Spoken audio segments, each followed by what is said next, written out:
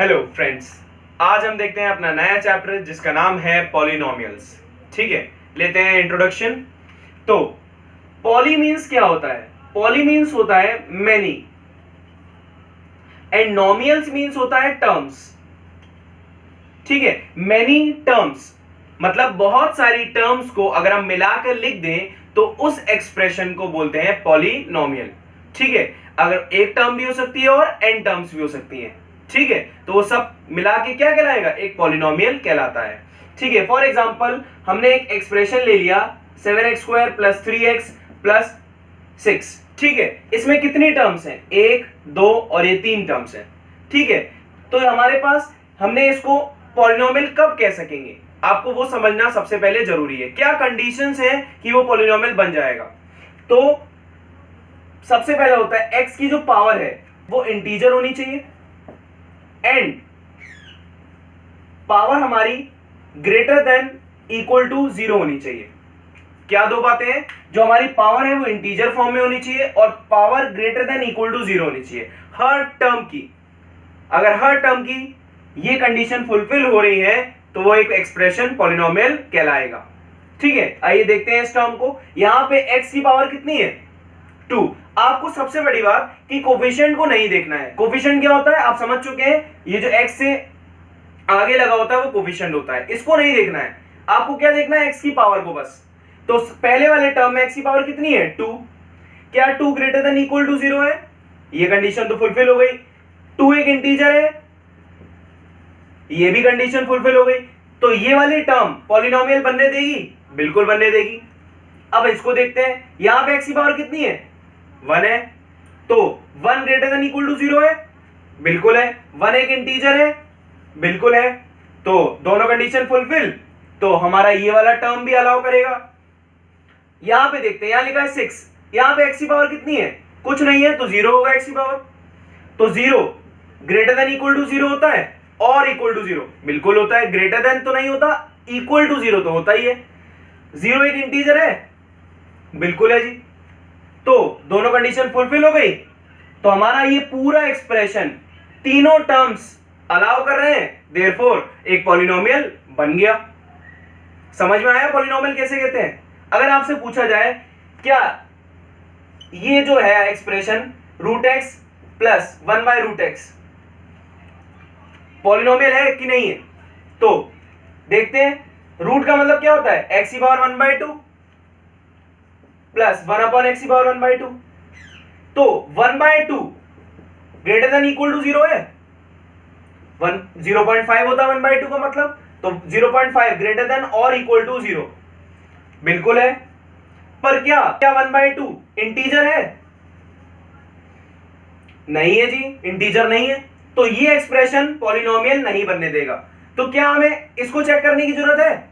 कोई जरूरत नहीं है। अगर एक भी टर्म ये कंडीशन फुलफिल नहीं कर पाता है तो पॉलिनोमियल नहीं बन पाएगा। आइए देखते हैं एक और क्वेश्चन, तो हमारा कॉन्सेप्ट क्या होगा पॉलिनोमियल का बिल्कुल क्लियर हो जाएगा। अगर आपसे पूछे सिंपल सा -6, क्या हमारा एक -6 पॉलिनोमियल है कि नहीं है? सोच के जवाब दीजिएगा। x यहां पे कुछ नहीं है, तो x की पावर कितनी होगी? 0 होगी। 0 एक इंटीजर है कि नहीं है? बिल्कुल है। 0 ग्रेटर देन इक्वल टू 0 है? ग्रेटर देन नहीं है पर इक्वल टू 0 तो है, तो कंडीशन ट्रू हो गई दोनों, ये भी ट्रू ये भी ट्रू। तो क्या -6 पॉलिनोमियल कहलाएगा? बिल्कुल कहलाएगा। देखते हैं अपना नेक्स्ट क्वेश्चन और समझते हैं कि पॉलिनोमियल कब बन पाएगी और कब नहीं बन पाएगी। ठीक है, तो यहां लिखा है ये एक्सप्रेशन और डिवाइड में x²। तो अब सबसे पहले x² को हर टर्म के साथ डिस्ट्रीब्यूट कर दीजिए। यहां पे भी डिस्ट्रीब्यूट कर दीजिए, यहां भी और यहां भी। तो क्या होगा इसका मतलब? x³ / x²। ठीक है, ये जो बड़ा डिवाइड था आपने उस डिवाइड को सेपरेट कर दिया, plus 5x² / x² plus x/x²। तो x² से x³ कटेगा तो क्या बचेगा? x बचेगा, यहां से कट कैंसिल आउट हो गया। यहां पे एक x से x² कट गया तो नीचे एक पावर बची। तो क्या बन गया एक्सप्रेशन? x + 5 + 1/x। ठीक है, अब आपको देखना है हर टर्म वो कंडीशंस फुलफिल करे। जो आपको सिखाई गई है। तो यहां पे x की पावर कितनी है 1। क्या 1 ग्रेटर देन इक्वल टू 0 है? बिल्कुल है। 1 एक इंटीजर है, बिल्कुल है। तो दोनों कंडीशन फुलफिल हो गई। यहां पे देखते हैं, यहां पे कितनी है x की पावर 0 है। 0 एक इंटीजर है, बिल्कुल है। 0 ग्रेटर देन इक्वल टू 0 है, ग्रेटर देन और इक्वल टू 0, दोनों कंडीशंस फुलफिल हो गई। तो ये वाली टर्म भी हमारी यस हो गई। अब इसको देखते हैं, यहां पर x की पावर कितनी है, नीचे की तरफ 1 है, तो इसको ऊपर लेके जाएंगे तो कितना हो जाएगा, ये हो जाएगा x पावर -1। तो -1 क्या ग्रेटर देन इक्वल टू 0 है? नहीं है।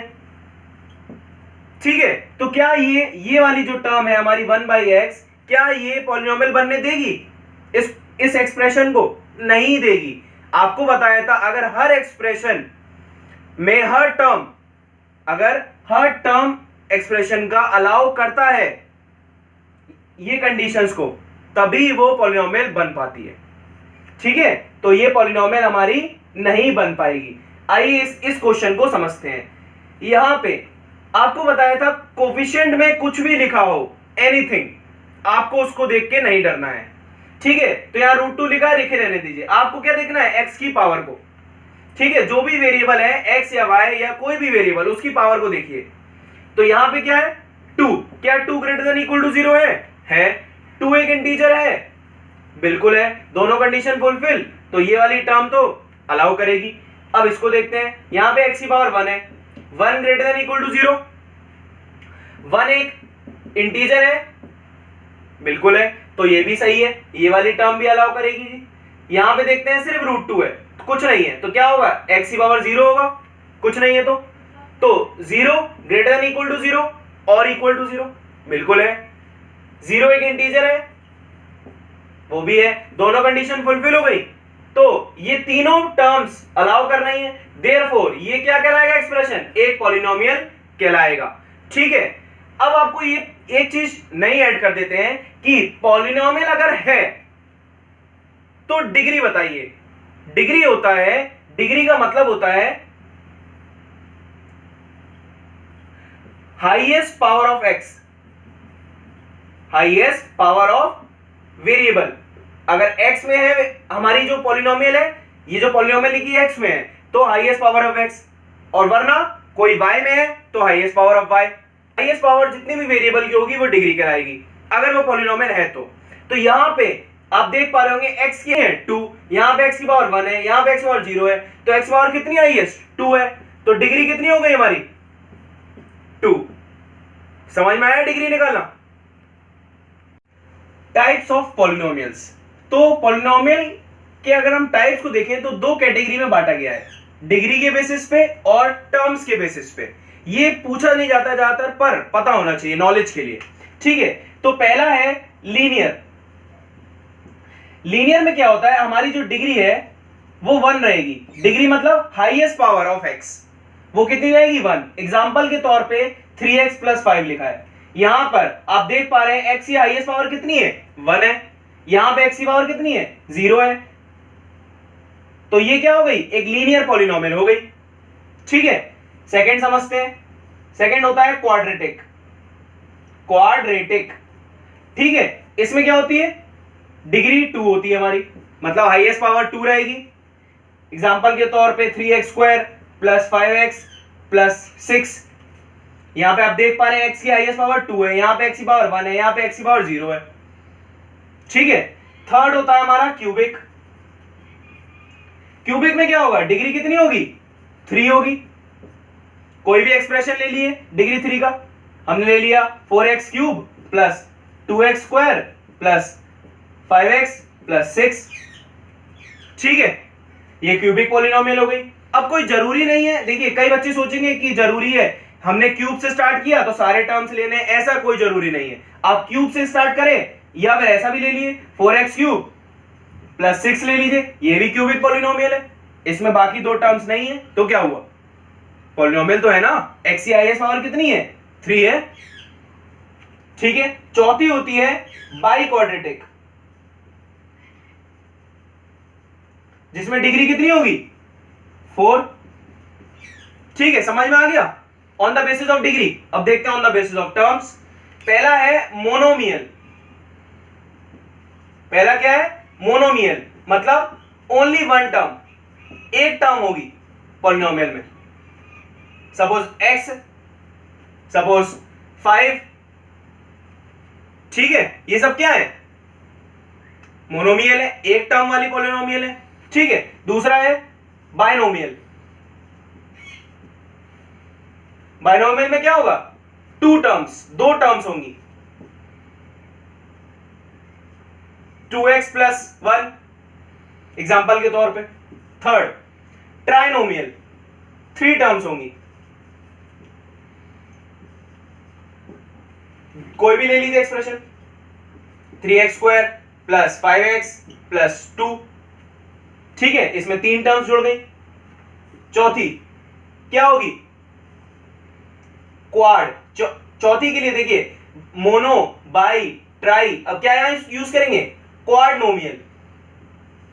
4 के लिए क्या यूज करते हैं? क्वाड, तो क्वाडनोमियल हो गया। इसमें कितने टर्म्स होंगे? 4 टर्म्स जुड़े होंगे, 4 टर्म्स को जोड़ दीजिए, क्वाडनोमियल बन जाएगी, ठीक है। समझ में आ गया टाइप्स ऑफ पॉलिनोमियल। समझते हैं वैल्यू ऑफ अ पॉलिनोमियल, ठीक है। सपोज एक हमारे पास पॉलिनोमियल है 3x² प्लस 2x प्लस 5 या -5 कर लीजिए, ठीक है। ये हमारे पास एक पॉलिनोमियल है। तो सबसे पहले आपको पता है पॉलिनोमियल को हम रिप्रेजेंट मान लेते हैं, रिप्रेजेंट करने के लिए p, और वेरिएबल किस में? x में। तो इसको रिप्रेजेंट कैसे करेंगे? p ब्रैकेट x से, ठीक है। ये हमारे पास पॉलिनोमियल है। हम यहाँ पे x इक्वल टू 1 रखते हैं, ठीक है। तो x की जगह पे 1 रखिए, तो p ऑफ 1 कितना आएगा? 3 इंटू 1 का स्क्वायर, जहां जहां x आ रहा है वहां 1 रख देंगे, प्लस 2 इंटू 1 -5, तो कितना हो जाएगा? 3 प्लस 2 -5, तो आ गया 5 -5 इक्वल टू 0 आ गया। तो ये क्या कहलाएगी? जो x इक्वल टू 1 पे जो वैल्यू आई वो क्या कहलाएगी? Value of polynomial. हर पॉइंट के लिए अलग वैल्यू मिलेगी। हम जितनी x की वैल्यूज बदलते जाएंगे हर पॉइंट के लिए अलग अलग वैल्यू आती जाएगी, ठीक है। और जीरो ऑफ अ पॉलिनोमियल का मतलब क्या है? हम क्या वैल्यू रखें पॉलिनोमियल में कि वो पॉलिनोमियल जीरो हो जाए। जैसे इस केस में हमने 1 रखा और वो पॉलिनोमियल जीरो हो गया, उसकी जो वैल्यू आई वो जीरो आ गई उस x की वैल्यू के लिए, तो वो क्या कहलाएगा? अब इस पॉलिनोमियल के लिए x इक्वल टू 1 क्या कहलाएगा? जीरो ऑफ अ पॉलिनोमियल कहलाएगा। क्यों? क्योंकि इसने इस पॉलिनोमियल को जीरो कर दिया, ठीक है। समझ में आई इतनी बात? वैल्यू ऑफ अ पॉलिनोमियल का मतलब क्या है? अगर हम कोई भी x की वैल्यू को रखें और जो आंसर आएगा वो हमारा आंसर क्या कहलाएगा? Value of the polynomial. अगर वो आंसर उस x की वैल्यू के लिए, उस पर्टिकुलर x की वैल्यू के लिए जीरो हो जाता है पॉलिनोमियल हमारा, तो वो x की वैल्यू जो हमने रखी है, सपोज इस केस में x इक्वल टू 1 रखा था, तो वो x की वैल्यू क्या कहलाएगी? जीरो ऑफ द पॉलिनोमियल, क्योंकि उस पॉलिनोमियल को उसने जीरो कर दिया। हमारा जो नेक्स्ट टॉपिक है वो है कि रिलेशन क्या है हमारा जीरोस एंड कोफिशिएंट के बीच में क्वाड्रेटिक पॉलिनोमियल में। आप जानते हैं क्वाड्रेटिक क्या होती है? जिसकी जो डिग्री है वो 2 है। तो अगर हम उसका बेसिक फॉर्म लिखें पॉलिनोमियल का जिसकी डिग्री 2 है, तो उसकी जनरल इक्वेशन क्या होगी? ax² plus bx plus c होगी। और ये पॉलिनोमियल x में है और p से रिप्रेजेंट करते हैं, तो p ब्रैकेट x से रिप्रेजेंट कर देंगे इस पॉलिनोमियल को, क्वाड्रेटिक पॉलिनोमियल को, ठीक है। हमें रिलेशन निकालना है उसके जीरोस के बीच में और कोफिशिएंट्स के बीच में। कोफिशिएंट्स क्या है यहाँ पे? a, b और c। और जीरोस क्या होते हैं? आपको अभी समझा आपने। जीरोस होते हैं x की जगह हम वो वैल्यूज जो डालें जो इस पॉलिनोमियल को जीरो कर दे। हमने सपोज कोई दो वैल्यूज डाली और उसने इस पॉलिनोमियल को जीरो कर दिया, तो वो क्या कहलाएंगे? Zeros of the polynomial. अभी आपने समझा है, ठीक है। तो आपको एक बात बता दें कि जितनी x की पावर होती है उतने ही जीरोस होते हैं। जितनी डिग्री होती है पॉलिनोमियल की उतने ही उसके जीरोस होते हैं। तो यहां पे x की हाईएस्ट पावर कितनी है? 2, मतलब डिग्री 2 है, तो कितने जीरोस होंगे इस इक्वेशन के? 2। मान लेते हैं जो दो जीरोस हैं, एक है अल्फा एक है बीटा, ठीक है। मान लिया अल्फा और बीटा, ठीक है, दो जीरोस हैं इस पॉलिनोमियल के। तो इनका रिलेशन क्या होता है? अल्फा प्लस बीटा जो होता है वो बराबर होता है माइनस ऑफ बी बाय ए के। माइनस फॉर्मूले का है बी, ये कोफिशिएंट है एक्स का कोफिशिएंट और ए है एक्स स्क्वायर का कोफिशिएंट। तो हम यहां पे लिख सकते हैं minus of coefficient of x upon coefficient of x square, ठीक है। और प्रोडक्ट ऑफ हमारा जीरोस क्या आएगा, सी बाय ए, ठीक है। सी क्या है, कांस्टेंट है, अपॉन ए क्या है, कोफिशिएंट ऑफ एक्स स्क्वायर। समझ में आ गई इतनी बात। और यहां पे साइंस, यहां माइनस था यहां प्लस था, तो ये क्या चीज है हमारा, ये है, इसको बोलते हैं सम ऑफ जीरोस। जो जीरोस आए हैं हमारे, जो रूट्स आए हैं, ठीक है, उसका सम और कोफिशिएंट के बीच में रिलेशन। और ये क्या है, ये है हमारा प्रोडक्ट ऑफ जीरोस, ठीक है। इसका डेरिवेशन आपके कोर्स में नहीं है, बस आपको समझना है कि ये अप्लाई कैसे होता है, एग्जीक्यूट कैसे होता है क्वेश्चंस में, ठीक है। समझ में आ गई। जो क्वाड्रेटिक पॉलिनोमियल हम बना सकते हैं इससे, कैसे, जो a x square plus b x plus c थी हमारी जो क्वाड्रेटिक पॉलिनोमियल थी, ठीक है। अगर हम इसमें ए से डिवाइड दे दें, ठीक है, तो ये तो कैंसिल आउट हो जाएगा, तो ये बचा x square plus b by a x plus c by a. हम क्या कर रहे हैं, अल्फा और बीटा में बना रहे हैं इसको, ठीक है, कोफिशिएंट्स हटा रहे हैं यहां से। तो क्या हो जाएगा, हमें यहां माइनस ले लेते हैं और अंदर माइनस का मल्टीप्लाई करा लेते हैं, ठीक है। ऐसा क्यों किया अभी आपको समझ में आएगा। प्लस सी बाय ए, अब हम माइनस बी बाय ए की जगह, देखिए माइनस इंटू माइनस प्लस ही होता है, हमने कुछ गलत नहीं किया है। यहां पे माइनस लगाया और एक अंदर माइनस लगाया, माइनस इंटू माइनस प्लस ही होता है, ठीक। तो अब आपको ये पता लगेगा कि माइनस बी बाय ए क्या है, हमारा अल्फा प्लस बीटा है। तो माइनस बी बाय ए की जगह क्या लिख दें, alpha plus beta x, plus c by a की जगह क्या लिख दें, अल्फा इंटू बीटा। तो हमारी जो क्वाड्रेटिक पॉलिनोमियल है, हम इस तरीके से रिप्रेजेंट भी कर सकते हैं। ये क्या है, रूट्स के तरीके से। आज हमने जो देखा, आज सिर्फ इंट्रोडक्शन पॉलिनोमियल्स का हमने समझा है, ठीक है। जो जो बेसिक बातें थी वो हमने इंट्रोडक्शन में ले ली हैं। अब हम कल से करेंगे क्वेश्चंस पॉलिनोमियल के, ठीक है। तो अगर आपको वीडियो अच्छी लगी हो तो चैनल पे आप पहली बार आए हो तो सब्सक्राइब कर दीजिएगा और बेल नोटिफिकेशन को ऑन कर दीजिएगा। Don't forget to like and share the videos with your friends.